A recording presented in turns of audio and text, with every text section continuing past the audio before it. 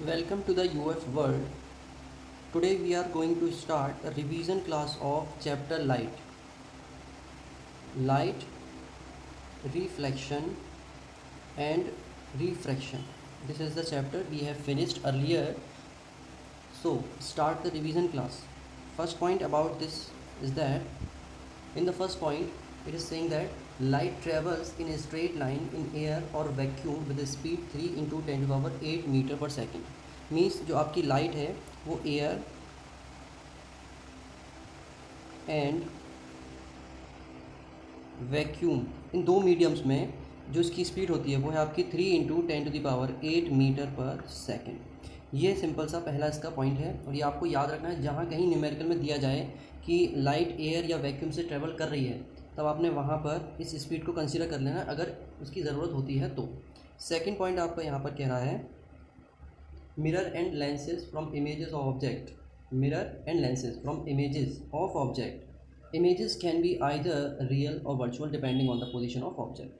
आप कोई भी यूज़ कर लीजिए, मिरर यूज़ करिए या फिर लेंस यूज़ करिए, कंडीशन जो भी हो, लेकिन जो इमेज आपकी बनेगी उस इमेज की रियलिटी, इमेज का रियल होना या फिर इमेज का वर्चुअल होना, ठीक है, किस पर डिपेंड करता है?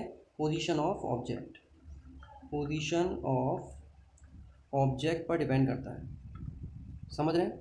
ऑब्जेक्ट की जिस तरह की पोजीशन होगी उसी पर डिपेंड करेगा आपका इमेज का रियल होना या वर्चुअल होना. ठीक है, आप चाहे लेंस यूज़ करिए चाहे आप मिरर यूज़ करिए. थर्ड पॉइंट यहाँ पर कह रहा है रिफ्लेक्टिंग सरफेसेस, यानी कि ऐसा सरफेस जो रिफ्लेक्ट करता है, मींस मिरर. ठीक है, reflecting surface means mirror of all type of the law of reflection, the reflecting surface of a law of reflection. समझ रहे हैं? जो भी रिफ्लेक्टिंग सरफेस है मींस मिरर, वो हमेशा लॉ ऑफ रिफ्लेक्शन को फॉलो करता है, लॉ ऑफ रिफ्लेक्शन फॉलो करेगा. ठीक है, और जो भी रिफ्रैक्टिंग या सरफेस है मींस लेंस वगैरह, वो हमेशा law of refraction, law of refraction को फॉलो करेगा. ठीक है, तो ये सिंपल पॉइंट है कि हमेशा ये चीज़ ध्यान रखनी है कि अगर सरफेस रिफ्लेक्टिंग है तो वो लॉ ऑफ रिफ्लेक्टिंग को हमेशा फॉलो करेगा, और जैसे ही सरफेस आपका रिफ्रैक्शन वाला सरफेस है तो वो रिफ्रैक्शन के लॉ को फॉलो करेगा. ठीक है, ये थर्ड पॉइंट हो गया आपका. फोर्थ पॉइंट कह रहा है new Cartesian sign convention are follow for spherical mirrors and lenses. जो भी कार्टेशियन साइंस वगैरह होते हैं कोऑर्डिनेट सिस्टम के, मीन्स हम जो पढ़ते हैं ना, इस तरह से एक लाइन जा रही है और फिर यहाँ पर आपका लेंस प्लेस है ये कुछ इस तरह से, तो ये एक्स एक्सिस के अंडर जा रही होती है लाइन ये, और फिर जो आप वर्टिकल डायरेक्शन में मेज़र करते हैं डिस्टेंस, वो आपकी वाई एक्सिस की डायरेक्शन में होती है. ठीक है, तो ये सिंपल सी चीज़ होती है यहाँ पर. चलिए देखते हैं नेक्स्ट पॉइंट क्या है हमारा. आई होप ये आपने स्टडी कर लिया होगा, नोट कर लिया होगा. मैं इसे डिलीट कर देता हूँ. नेक्स्ट पॉइंट हमारा है इधर सिंपली नंबर 5 पॉइंट. नंबर 5 में कह रहा है कि focal length of a spherical mirror is equal to the half of its radius of curvature. मैंने पहले भी बताया था आपको, बहुत सिंपल चीज़ है.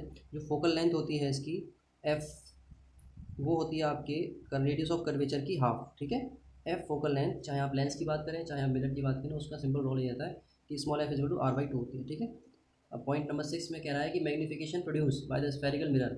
जो स्फेरिकल मिरर से मैग्नीफिकेशन प्रोड्यूस होता है is the ratio of height of image and the two the height of object.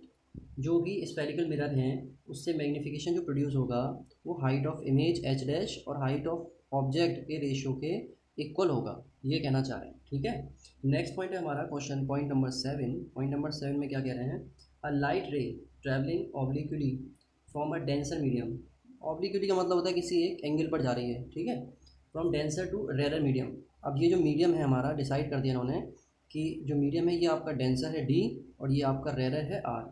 Bends away from the normal. जब ये जाएगी तो नॉर्मल कुछ इस तरह से होगा, तो बेंड्स अवे मतलब जब ये आई इस तरह से तो दूसरी तरफ हल्का सा हो जाएगी यहाँ पर, मतलब ज़्यादा इधर नहीं जाएगी, ये नॉर्मल की तरफ ज़्यादा बेंड नहीं होगी. इसको और अच्छे से डायग्राम बना लें. अगर ये आपका हो गया नॉर्मल, इस तरह से ये लाइन आई तो ये जो है ना कुछ इस तरह से अलग हट के जाएगी ऐसे, इस नॉर्मल से दूर होकर. ये नॉर्मल है आपका, इस नॉर्मल से दूर जाएगी. सही है. A light ray bends toward the normal, a light ray bends toward the normal and travel obliquely from the rarer to denser. ये इसका रिवर्स कर दो. अब रिवर्स क्या होगा इसका कि अगर आपकी मीडियम रेरर और ये डेंसर है और आपकी लाइट रे यहाँ आ रही है इस तरह से, तब कंडीशन में क्या होगा, ये इसके करीब होकर जाएगी, ये वाला ये पॉइंट आ जाएगा इस तरह से कुछ. ये जो आपकी रे है वो नॉर्मल के टुवार्ड्स बेंड हो जाएगी. ठीक है, तो कंडीशन क्या कह रही है? पॉइंट नंबर 7 की कंडीशन क्या है कि जो आपका डेंसर से रेयरर की तरफ जाएगी रे, वो क्या होगी, आपकी जो नॉर्मल है उससे अवे बेंड हो जाएगी, ठीक है, बेंड अवे नॉर्मल, नॉर्मल से दूर बेंड होगी, ठीक है। और जो आपकी नेक्स्ट क्या है आपका, कि जो आपका रेयरर टू डेंसर की बात करें अगर हम, तो वो क्या करेगी, बेंड होगी आपकी टुवार्ड्स नॉर्मल, ठीक है, ये टुवार्ड्स द नॉर्मल बेंड होगी। सिंपल चीज़ है, आई होप आपको अच्छे से समझ में आ रही होगी ये चीज़। तो चलिए देखते हैं नेक्स्ट पॉइंट क्या है हमारे 7 पॉइंट कंप्लीट हो गए। 7 मीन्स 8, अब 8 पॉइंट क्या है यहाँ पर, light travel in vacuum with an enormous speed of 3 × 10⁸ metre per second, speed of light is different in different media, it decrease in optically denser medium. देखो क्या कह रहा है यहाँ पर, समझने की चीज़ है। पॉइंट नंबर 8 में ये कहा इन्होंने कि लाइट जो है आपकी वैक्यूम में लाइट क्या करती है, 3 × 10⁸ मीटर पर सेकंड से ट्रैवल करती है, ठीक है। पहली चीज़, the speed of light is different in different media, जैसा मीडियम लेंगे आप वैसी ही स्पीड ऑफ लाइट में चेंज होगा। तो हम इसको कह सकते हैं मीडिया, या फिर इसे कहते हैं मीडियम डिफरेंट मीडियम अगर डिफरेंट है तो क्या होगा, speed of light is different, ठीक है, different medium different speed of light, ये सिंपल कहना चाह रहे हैं यहाँ पर। अब एक चीज़ और यहाँ पर उन्होंने एक्सप्लेन की है कि स्पीड ऑफ लाइट जो होती है वो डेंसर मीडियम में क्या हो जाती है, डिक्रीज हो जाती है। याद रखने की चीज़ है, speed of light will decrease in denser medium, ये बहुत इंपॉर्टेंट पॉइंट है, याद रखना है इस चीज़ को। डेंसर मीडियम में स्पीड ऑफ लाइट क्या होती है, डिक्रीज हो जाती है, ठीक है। पॉइंट नंबर 9 देखते हैं। पॉइंट नंबर 9 कह रहा है relative refractive index of a transparent media is a ratio of speed of light in the vacuum to that in the medium. अगर आप बात करें रिफ्रैक्टिव इंडेक्स की, जिसे हम एन से डिनोट कर रहे हैं, या फिर हम म्यू से भी डिनोट करते हैं, या फिर हम सी से भी डिनोट कर देते हैं इसको। तो रिफ्रैक्टिव इंडेक्स की बात करें, रिफ्रैक्टिव इंडेक्स मैंने पढ़ाया था आपको, रिफ्रैक्टिव इंडेक्स, ये रिफ्रैक्टिव इंडेक्स आपको मैं सिंपल वर्ड में बताऊँ, ये क्या है, मेजरमेंट होता है कि कितना बेंड हो सकती है आप इस ऑप्टिकल मीडियम में, कोई मीडियम है तो उसमें जो रे है आपकी वो कितना बेंड हो सकती है टुवार्ड्स द नॉर्मल, इस चीज़ का मेजरमेंट होता है आपका। तो ये कह रहे हैं कि जब आप बात करें रिफ्रैक्टिव इंडेक्स की, तो रिफ्रैक्टिव इंडेक्स, ठीक है, ट्रांसपेरेंट मीडियम के लिए क्या होता है, speed of light in vacuum में speed of light upon medium, जो भी मीडियम आप डिसाइड कर रहे हैं उसमें स्पीड ऑफ लाइट, वी भी मतलब वैक्यूम में और वी है मतलब किसी मीडियम में, इनके रेशियो के इक्वल होता है आपका रिफ्रैक्टिव इंडेक्स, ठीक है। ये सिंपल सा पॉइंट था आपका, आई होप आपको समझ में आ गया होगा ये पॉइंट। चलिए देखते हैं नेक्स्ट, नंबर 9 आपका कंप्लीट है। 9 के बाद आपका आता है 10 में आपको क्या दे रहे हैं ये, नंबर 10 पॉइंट में कहा in case of rectangular glass slab, अगर आपके पास एक ग्लास स्लैब है रेक्टेंगुलर, ये अगर ये ग्लास स्लैब है तो the refraction takes place at both air glass interface, क्या होगा रिफ्रैक्शन, एयर, जो एयर है यहाँ पर, यहाँ एयर और ग्लास, इन दोनों में रिफ्रैक्शन होगा, ठीक है, इंटरफेस जो उनके पॉइंट है ना जहाँ मैच कर रही हैं वो, एंड ग्लास एयर इंटरफेस, और उसके बाद ग्लास और एयर का यहाँ एक इंटरफेस होगा, यहाँ सब में होगा।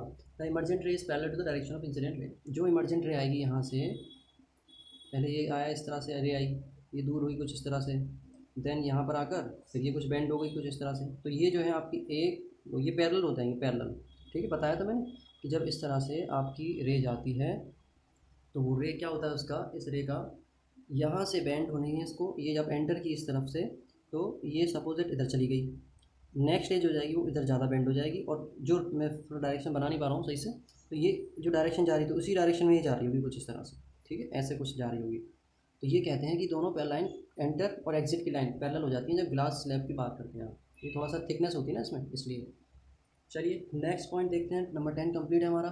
10 के बाद आता है आपका 11 पॉइंट में सिंपल दिया हुआ है mirror formula and lens formula. देखो मिरर फॉर्मूला क्या होता है, मिरर फॉर्मूला जब भी मिरर आएगा तो आपने मिरर फॉर्मूला रखना 1/v + 1/u is equal to 1/f, ये आपका मिरर फॉर्मूला, समझने बिल्कुल ध्यान रखने की चीज़ है, ये मिरर है, ठीक है। अब जब लेंस की बात करेगा तो वो आएगा 1/v - 1/u is equal to 1/f, this is the lens formula, ये आपका लेंस फॉर्मूला है, ठीक है। It give the relation between the object distance, image distance and focal length, ये क्या करते हैं, वी यू एफ के बीच में रिलेशनशिप हमें देते हैं। अब पॉइंट नंबर 12 की बात करें हम तो कह रहा है power of lens is the reciprocal of its focal length. Power of lens previously हमने बताया था, power of lens is the reciprocal of its focal length 1/f in metre, अगर मीटर की बात करें तो। अगर हम बात कर रहे हैं किसकी, मीटर की जगह पर, ये मीटर में ना लेकर सेंटीमीटर में, तो 100/f हो जाएगा फिर ये, ठीक है। Power of lens is the reciprocal of its focal length in metre. Number 13 point कह रहा है आपका, at least 2 rays are required to show the image formation diagram by mirror for lens of an object place in front of it. हमेशा याद रखिए कि जब आप डायग्राम बनाते हैं, सपोज दैट ये एक एक्सिस है, यहाँ पर आपका एक प्लेस्ड है लेंस, ऑब्जेक्ट है यहाँ पर, तो जब भी आप इसको बनाएंगे तो कम से कम 2 आपको रे चाहिए। एक ये वाली रे हो जाती है जो कि इस तरह से बेंडो के निकल जाती है, एक रे ये होती है जो इस तरह से जाती है, यहाँ कहीं इमेज करती है, ये आपकी इमेज बन जाती है। तो कहने का मतलब ये कह रहे हैं कि कम से कम 2 रेज तो होनी चाहिए, तभी आप जो है किसी का डायग्राम बना सकते हो, ऑब्जेक्ट मतलब इमेज फॉर्मेशन कर सकते हो, वरना नॉट पॉसिबल, ठीक है। चलिए, तो अभी हमारे कितने हो गए, 13 पॉइंट्स कंप्लीट हो गए। नेक्स्ट पॉइंट हमारा 14 है। 14 पॉइंट क्या कह रहा है, 14 पॉइंट में linear magnification is the ratio of image in the height of object, ठीक है। वो पहले ही बताया था मैंने। जब हम लेंस की बात कर रहे हैं अगर, तो लेंस केस में क्या रहेगा हमारा, लेंस और मिरर, लेंस और मिरर आप जहाँ भी यूज़ करें, magnification m is equal to H dash upon H होता है।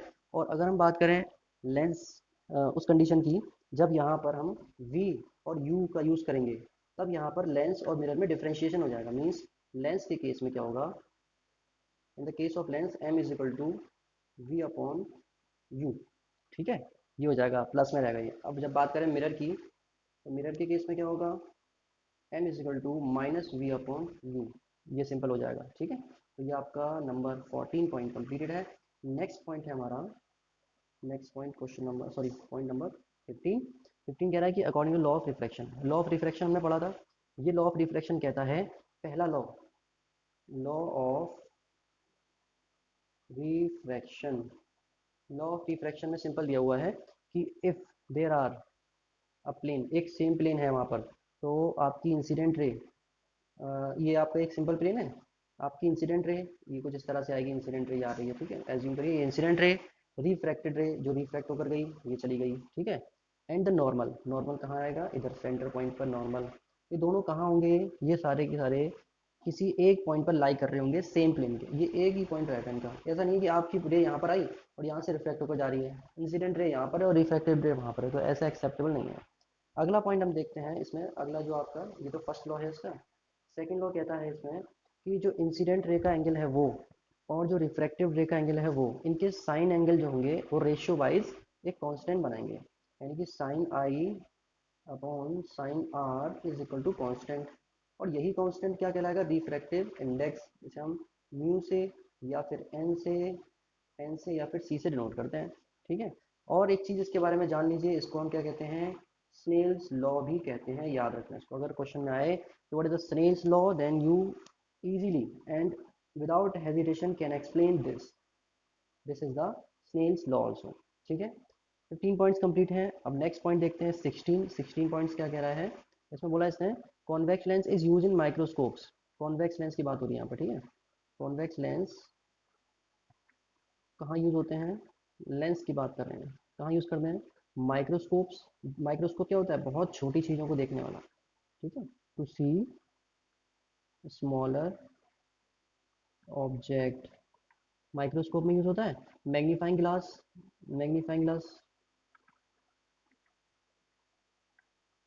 मैग्नीफाइंग ग्लास क्या होता है, लार्जर ऑब्जेक्ट को देखने के लिए, ऑब्जेक्ट के लार्जर फॉर्म को, लार्जर फॉर्म देखने के लिए यूज़ करते हैं, मैग्नीफाई बड़ा करके देखने के लिए।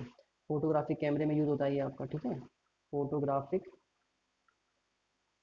कैमरा, ये लेंस होते हैं वो कौन से होते हैं, कॉन्वेक्स लेंस होते हैं। आपका टेलीस्कोप, टेलीस्कोप आपने सुना होगा, टेलीस्कोप का यूज़ क्यों करते हैं हम, इसे हम कह सकते हैं to see object very far from us, हमसे बहुत दूर चीज़ें जो होती हैं उनको देखने के लिए टेलीस्कोप का यूज़ करते हैं, ठीक है। और चश्मे वगैरह में भी हम इसका यूज़ कर लेते हैं। और नेक्स्ट चीज़ है कॉन्वेक्स लेंस का यूज़ हम कहाँ कर लेते हैं, हाइपरमेट्रोपिक पेशेंट्स के लिए, समझ रहे हैं, ये चीज़ और याद रखना हमें कि लेंस का यूज़ हम कहाँ और कर लेते हैं, हाइपर मेट्रोपिक पेशेंट, याद रखना इस चीज़ को। अगर क्वेश्चन आए कि for the hypermetropic patient which lens we can use, we can use lens convex lens, हम कॉन्वेक्स लेंस यूज़ कर सकते हैं किसी भी हाइपर मेट्रोपिक पेशेंट के लिए, ठीक है।